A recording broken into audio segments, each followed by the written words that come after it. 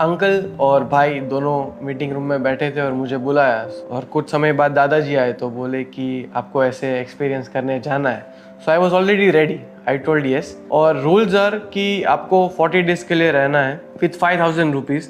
Location नहीं बताया था, you just have to go somewhere. वो स्टेशन जाने के बाद लोकेशन मिलता है। उधर आपको जॉब करनी है, एवरी वीक आपको जॉब चेंज करनी है, you can not repeat the same job.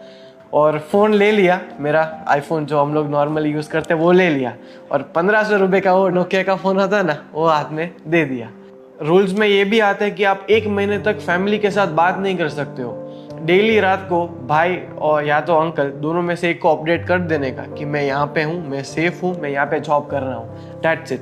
और कोई बात आप नहीं कर सकते हो। सुबह मेरा 12 बजे का ट्रेन था, मैं सामान लेके निकल पड़ा और पूरा सब हेयर सब छोटे छोटे करके पूरा आइडेंटिटी चेंज, ध्रुव ढोलकिया बन के नहीं, ध्रुव पटेल बन के उधर जाना था। उधर जाके भी किसी को बताना नहीं है कि मैं कौन हूँ। टिकट हाथ में दिया तो उधर देखा कोझिकोडे कैलीकट जाना है। पहली बार मैं लोकल ट्रेन में ट्रैवल कर रहा था, आज तक कभी लोकल ट्रेन में ट्रैवल नहीं किया था। My train journey started. मुझे 2 पैकेट लेके दिए और एक पानी का बॉटल, और पॉकेट में 5000 रुपीज़ थे। जो थोड़ा नर्वस फीलिंग था कि कैसे कर पाऊँगा मैं, क्योंकि कुछ जगह पे हो सकता था कि शायद मेरे को कोई ओनर पैसे ना दे। फिर मैं नेक्स्ट डे मॉर्निंग 17 अगस्त को मैं पहुँचा 1 बजे। फर्स्ट ऑफ ऑल मैंने रहने का मेरा एक स्टे मैंने ढूंढा। मैंने 4-5 घंटे घूमा बट कहीं मिल नहीं रहा था अच्छा, मतलब अच्छे प्राइस में नहीं मिल रहा था, पैसे थे नहीं।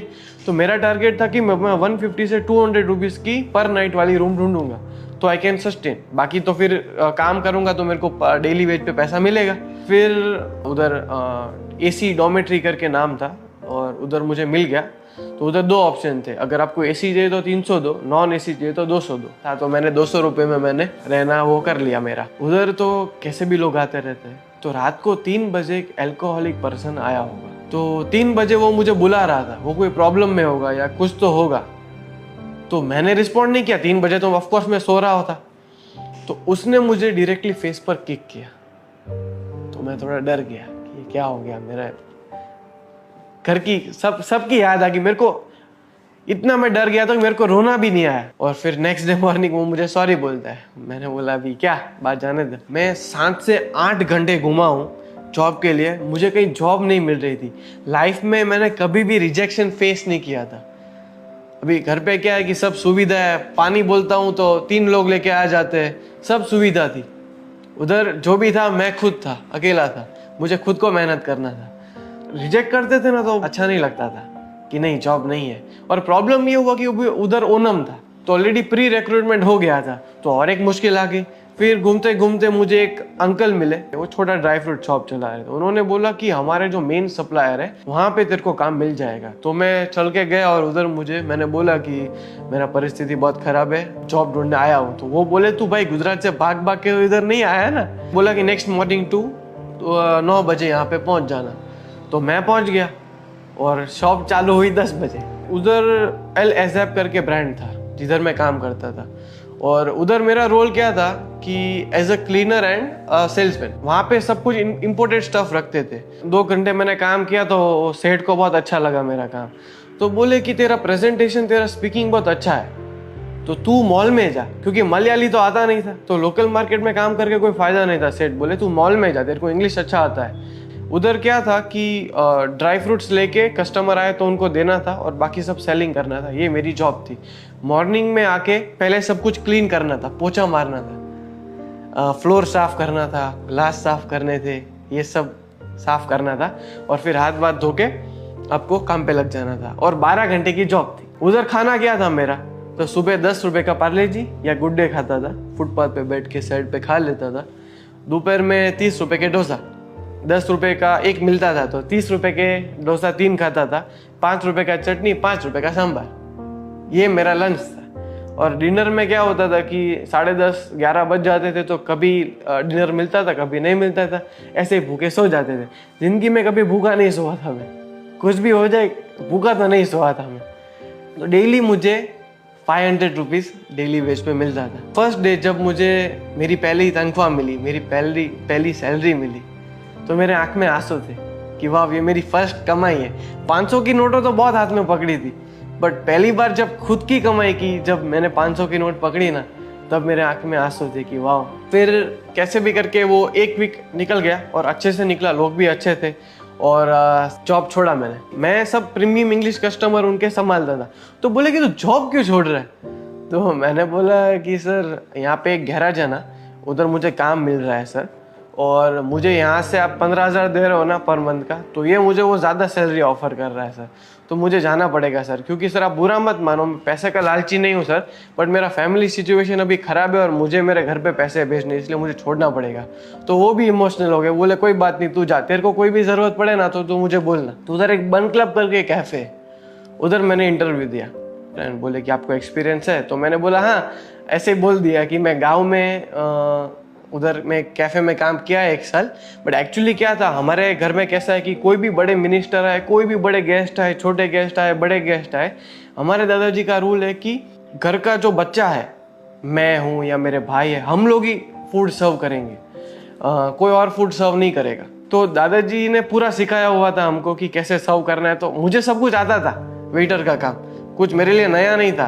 काम पे लग गया, उधर भी मेरा सैलरी पर डे 500 रुपये डिसाइड हुआ, मंथली 15,000। काम बहुत अच्छा चल रहा था और ओनम था, तो 2 एम्प्लॉयज़ थे जो वेटर का काम कर रहे थे, मैं और एक लड़की थी। तो वो ओनम की हॉलीडेज पे चली गई, तो 10 टेबल थे, तो पूरे 10 मेरे को संभालने आ गए।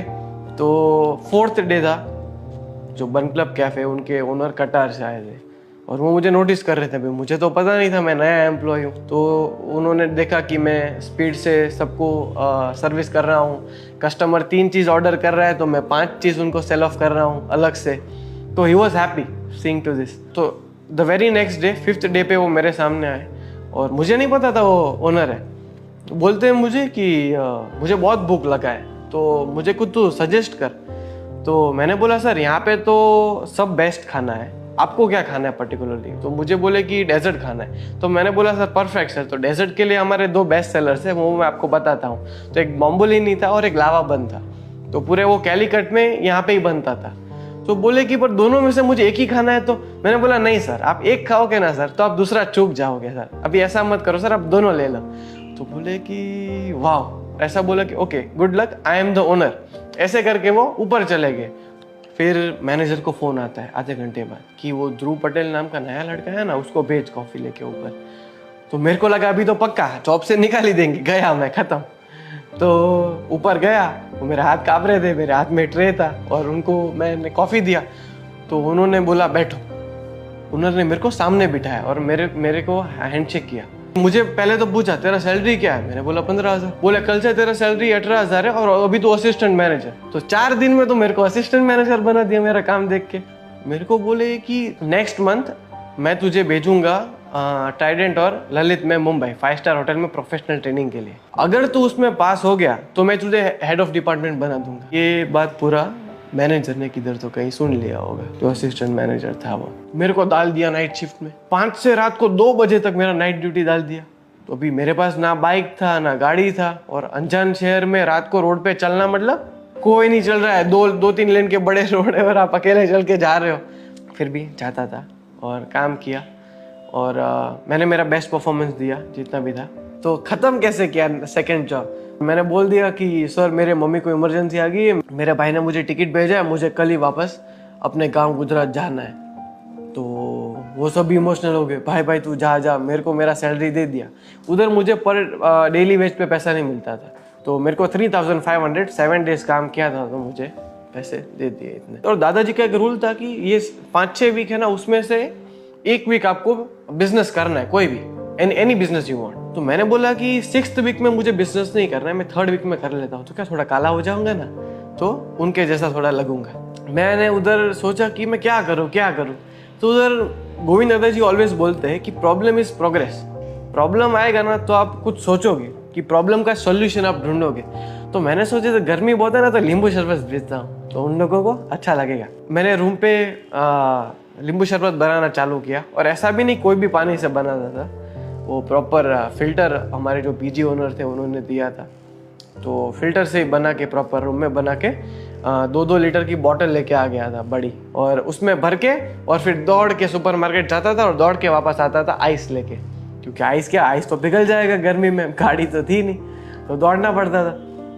फिर पूरा एक वो अपना पर मेडिसिन का बॉक्स आता है थर्मोकोल का, तो उसमें बॉटल डाल के आइस डाल के लेके निकल पड़ता था। 15-20 किलो का होता था और 2 किलोमीटर तक चलना होता था। तो मैंने उधर देखा कि मैं बिजनेस करूँ तो किधर करूँ। बीच पे गया तो बीच पे ऐसा पता चला कि म्युनिसिपल कॉर्पोरेशन का परमिशन चाहिए और अप्लाई करते ही 12 दिन के बाद आएगा। मैं जिधर रहता था ना उससे 2 किलोमीटर दूर एक हॉस्पिटल था, कॉमट्रस्ट आई हॉस्पिटल।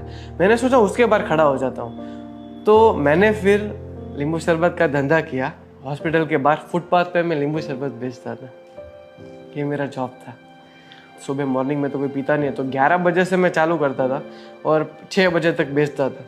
और मेरी स्किन लिटरली जल गई थी, अभी भी थोड़ी रिकवर हुई है। 6 दिन तक मैंने बिजनेस पूरा किया और बहुत प्रॉब्लम्स आई रियली, और लोगों को पसंद भी आया। और मैंने मार्केटिंग के लिए क्या किया था, मार्केटिंग ब्रांडिंग के लिए, कि मैंने 20 जगह पे पोस्टर लगा दिए थे कि सूरत स्पेशल नींबू शरबत। क्योंकि बड़ा दुकान तो था नहीं, पर छोटा सा एक वो थर्मोकोल का बॉक्स लेके स्टूल लेके बैठ जाता था ओपन टू स्काई 45-50 डिग्री में। फिर नेक्स्ट जॉब ने तो इतना मुझे ठकाया, एक दिन मैं जॉबलेस रहा।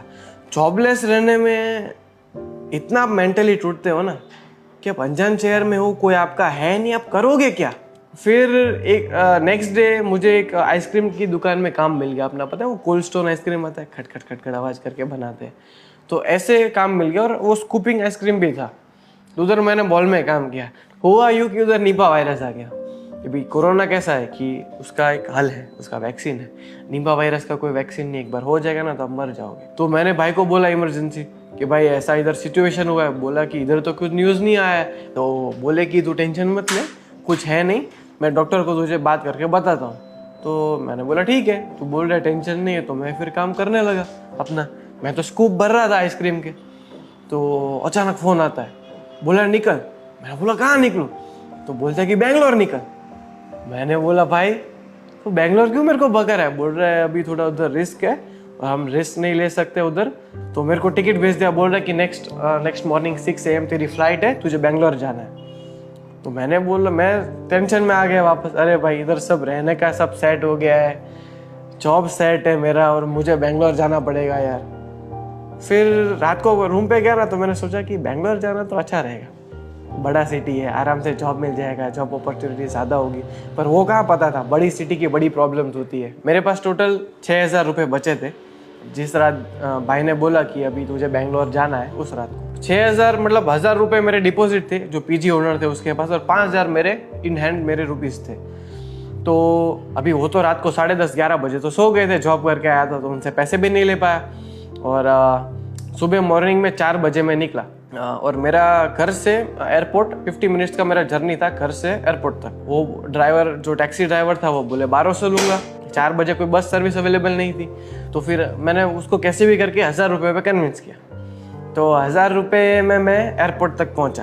1,000 रुपये चले गए, और उधर फिर मेरा 6 AM मॉर्निंग मेरा फ्लाइट था। बेंगलोर पहुंचते ही मैंने सोचा कि एक मॉल के आजू बाजू किधर तो काम और रहना मुझे मिल जाएगा।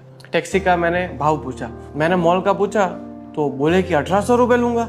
मैंने बोला भाई 1,800 रुपये तो पूरा खाली हो जाएगा मेरा जेब। तो फिर उधर बस सर्विस अवेलेबल था, तो मैं 500 रुपये वो मेरे चले गए, तो 3,500 मेरे पास बचे। रहने का ढूंढने में इतना डिफिकल्ट हुआ। मैंने बोला ना कि बड़े शहर की बड़ी प्रॉब्लम्स होती है, तो पॉपुलेशन हाई, तो भी रहने का कहीं मिल नहीं रहा था। मैं वापस 7-8 घंटे घूमा कि रहने का नहीं मिल रहा था मुझे। फिर उधर एक जगह पे एक पीजी ओनर मिले, और उधर मुझे रहना मिला। तो वो बोले कि मैं 5,500 रुपये लूँगा पर मंथ के।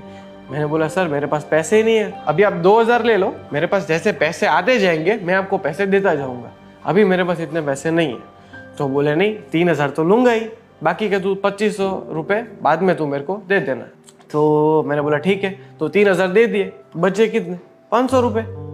आप सोचो मेरी बेंगलोर जैसे बड़े शहर में मेरे पास खाली 500 रुपये थे। क्या मेंटली मैं एकदम वीक हो गया। और नेक्स्ट डे उससे भी खतरनाक हो गया, पूरे दिन जॉबलेस रहा।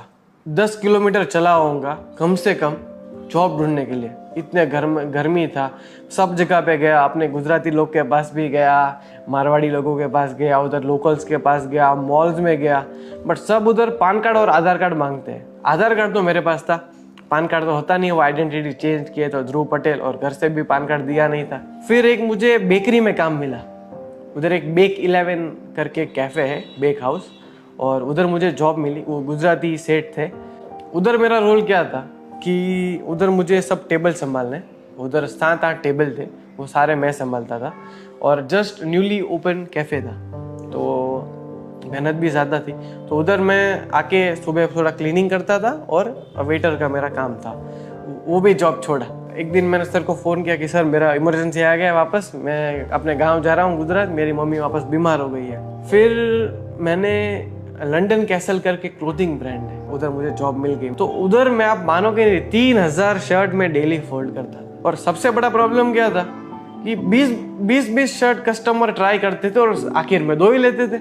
बहुत डिफिकल्ट होता था, खाने का भी टाइम नहीं मिलता था। और मेरे लिए एक लर्निंग है, मैं कोई भी कपड़े की शॉप में जाऊंगा तो उधर मैं अभी मेक श्योर करूंगा कि स्मॉल साइज ही होती है, एक ट्राई कर लूंगा, फिर कलर चूज कर लूंगा। मैं काम कर रहा था, मुझे पता नहीं था मेरे भाई लेने आने वाले हैं। 45 डेज में अभी 5 दिन बाकी थे, तो मेरे भाई मेरे को 40 डे पे मेरे को लेने आ गए थे। मुझे पता नहीं था मेरे भाई लेने आए, तो मैं कस्टमर का कपड़े लेके मैं बिल करवाने जा रहा था और मेरे दोनों भाई मुझे लेने आए।